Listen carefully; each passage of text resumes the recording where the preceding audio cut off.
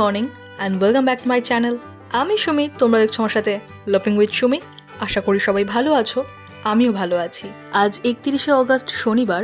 বাবা আর জেঠু জেঠিমা মানে যাদের গাড়ি তারা সবাই মিলে গেছে আজকে গাড়ির পুজো দিতে রাজপুর বিপত্তারিণী বাড়িতে। বাড়ি ফেরার সময়ও হয়ে এসেছে, সেই বেরিয়েছে ভোর 5:30 নাগাদ। আর এদিকে ওয়েদারের অবস্থা তো কি বলবো, এই ভালো তো এই খারাপ। বলতে বলতে বাবা চলেও এসেছে। আর কি সুন্দর লাগছে গাড়িটা দেখতে। এবার যেন আরো বেশি করে মনে হচ্ছে যে এটা একটা নতুন গাড়ি। এখানে বাড়ির জন্য নিয়ে এসেছে পুজোর প্রসাদ। এবার একদিন আমরাও যাব বিপত্তারিণী বাড়ি। আমরা বছরে বেশ কয়েকবারই যাই, এবারও অনেকদিন ধরেই যাব করে আর যাওয়া হয়ে ওঠেনি, তাই একেবারে নতুন গাড়ি নিয়েই যাব। আর এইদিকে মা করছে এখন লাঞ্চ। তো মা নিজের জন্য করে নিয়েছে ডালিয়া। আমি আর আজকে ডালিয়া খাবো না, আমাদের জন্য ভাত তৈরি হয়েছে সেটাই আজকে খাবো। তারপর আজ বিকেলে আমার একটু বেরোনোর আছে।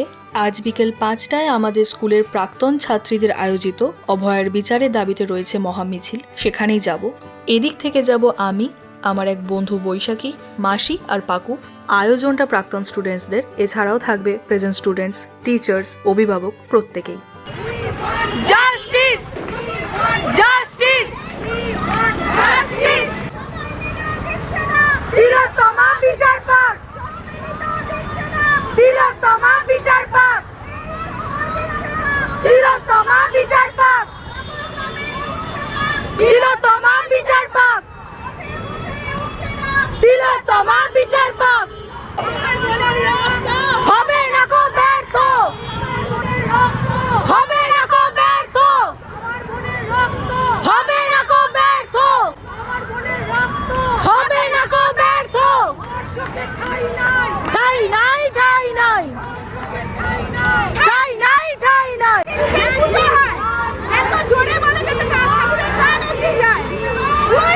Justice we want, justice we want, justice we want, justice we want, justice we want, justice.